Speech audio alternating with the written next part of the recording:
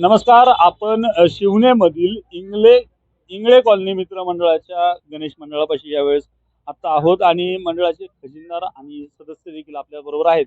आणि या मंडळाने एक आगळा वेगळा देखावा या ठिकाणी सादर केलेला आहे. काय सांगाल, आपलं मंडळाची स्थापना कधी, किती वर्षापासून मंडळ कार्यरत आहे, काय काय वर्षभर कार्यक्रम उपक्रम घेतले जातात मंडळाच्या माध्यमातून, काय सांगाल? अलीकडे मंडळाची जी स्थापना आहे 2011 साली हे मंडळ स्थापन करण्यात आलं.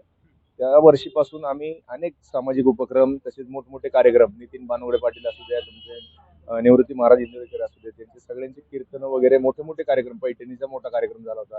तसे आम्ही सामाजिक उपक्रम पण करत आलोय. आणि तसंच आता आम्ही गेल्या 2-3 वर्षापासून डेकोरेशन भव्य प्रकारचं करतो.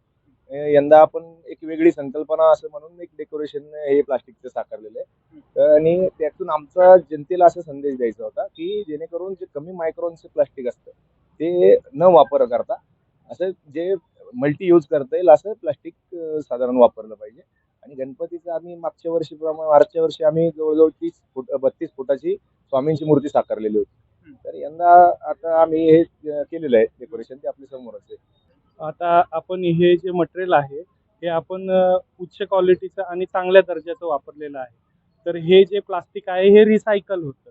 आणि प्लास्टिक विषयी आपल्या महाराष्ट्रात नाही तर आपल्या पूर्ण भारतात प्रदूषण इतकं वाढलंय की आपण जे पातळ प्लास्टिक आहे, जे की आपण साधं सामान आणण्यासाठी कमी मायक्रॉनचं कॅरी बॅग वगैरे कॅरी करतो, ते विघटित नाही होत. हे जे काही आहे आता प्लास्टिक हा एक अशी गोष्ट आहे की जी आपण आता वेगळी नाही करू शकत आपल्यापासून एकदम. तर त्यासाठी आपल्याला काय करायचंय, तर आपण चांगल्या क्वालिटीचं प्लास्टिक वापरायचंय. त्यात म्हणजे जे रिसायकल होतं. आणि प्लास्टिकच्या प्रदूषणाबाबतीत आपला महाराष्ट्र हा अव्वल नंबरवर आहे.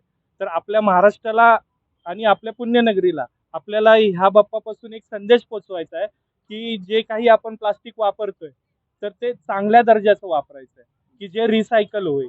आणि त्यापासून आपल्या पुण्यनगरीत प्रदूषण नाही होणार. इवन अख्ख्या महाराष्ट्रात, भारतात सुद्धा आम्हाला हा संदेश द्यायचा आहे की ह्या प्लास्टिक पासून आपण रिसायकल करू शकतो. कमी मायक्रॉनचे प्लास्टिक तुम्ही वापरू नका, हा आम्हाला एक साधा संदेश पोचवायचा आहे. एकूणच प्लास्टिक रिसायकल होणारच वापरा.